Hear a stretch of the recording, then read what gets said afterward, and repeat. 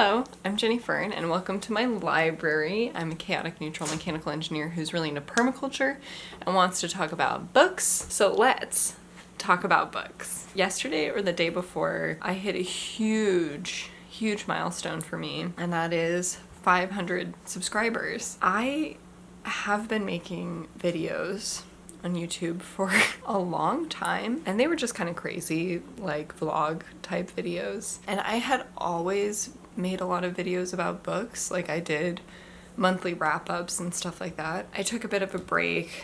I went and started a different channel, made videos about gardening. The thing that I just need somebody to talk to about is books. And I'm so grateful for all of you being that person that I can talk to. Decided to start doing these booktube videos towards the middle of last year. Last year, I was reading in a crazy way. It was just like a rope keeping me afloat. Maybe like a buoy, I don't know. It was just a lifeline for me. So today, I'm gonna start off a 5-day series to celebrate hitting this 500 subscriber milestone. Again, I am so grateful to all of you. Today I'm going to be sharing 5 fiction books that changed my life. I'm just gonna do them not in any particular order except like the size that they are in a nice stack. The first book that I have is The Little Prince. I just avoid saying his name at all costs. Antoine de Saint-Exupéry. I don't know how to express how dumb I feel speaking in any accent that isn't my native accent. The Little Prince, I read this in high school. This was required reading for me. I remember thinking it was so great at that time. I fully enjoyed my time with this book when I was like 16 or whatever. I did reread this last year. I think it was even more important to me when I reread it than when I read it initially. I just have to mention that this book brought me to this book this year because it's written by the same author. Just so important for me to read this year. And I can't say that it's like something that changed my life because I just read it so recently. I think in the future it will be, but we have to see how the sands of time blow.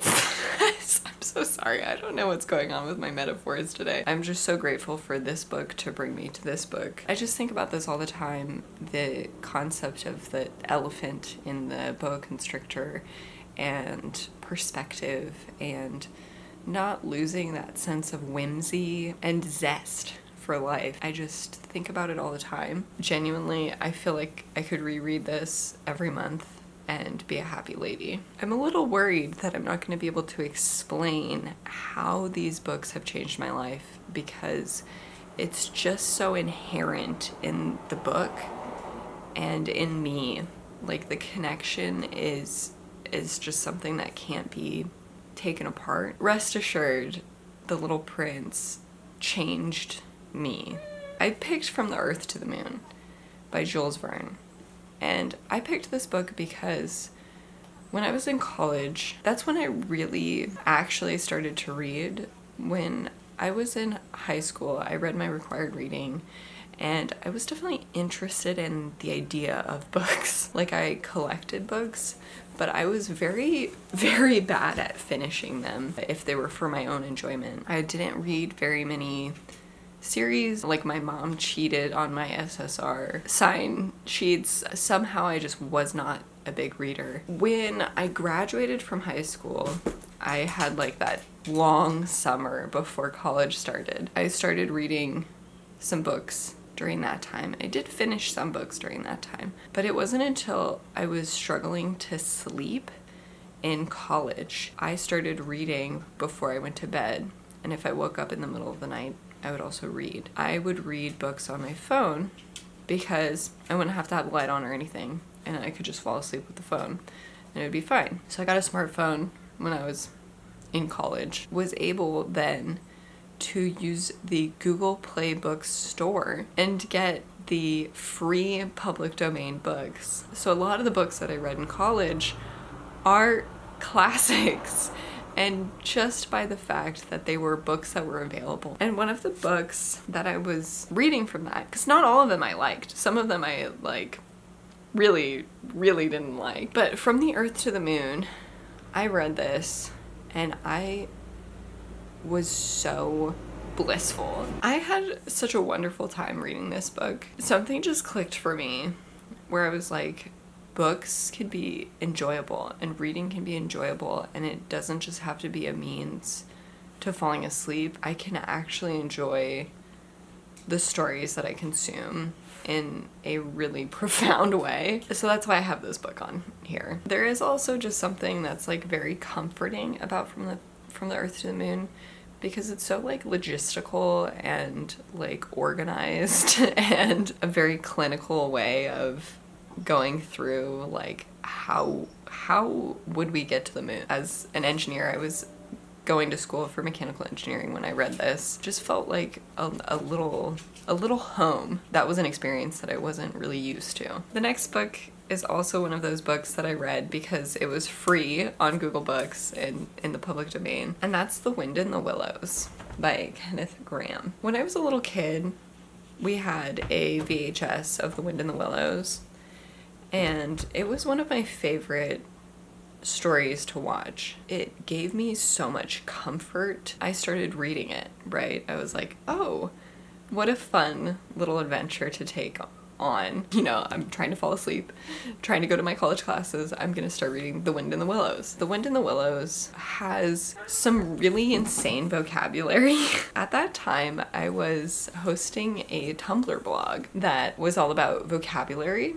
And so I would take the vocabulary from the books that I was reading, which were largely classics because of the access to books that I had. I would just share what the word was that I didn't know. It was very personal, the definition, and a quote from the book that I was reading. There were so many nature-based words from this book. This is a book for children, but for me, it was really inspiring and like a hallmark for me that I was able to read this book despite it being difficult language. And I haven't reread it since, and now I'm kind of curious if it truly is challenging. But I feel like this book just marks a bit of my progress in becoming a reader, because since I stopped doing that vocabulary blog, I almost never run into a word that I don't know in a book. Except for recently, I read some Korean translated fiction from Hong Kong, and there were a few words that I guess the translator used that I did not know, and I can't remember what the word is. It's kind of like a word that means a blank slate. This book is such a cozy, warm place to be in as well. I love these characters and these stories, and although the movie that I watched as a kid was not the Disney version, Mr. Toad's Wild Ride at Disneyland was also just like a core memory for me. Mr. Toad as a character, goals, just goals. I am a little chaotic, so I love seeing representation in media.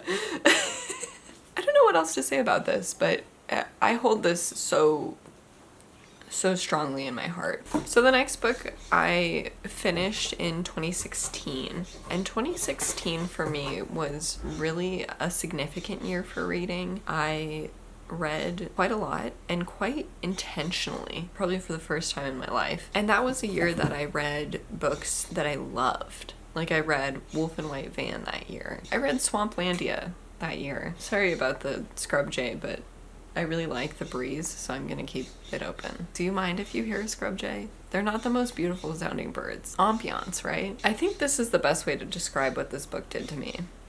It made me realize that writing could do certain things, that books could be a certain way, and that I could love something that much, that could hurt me so much, and make me feel so many feelings, and be fully inventive, exceedingly well written.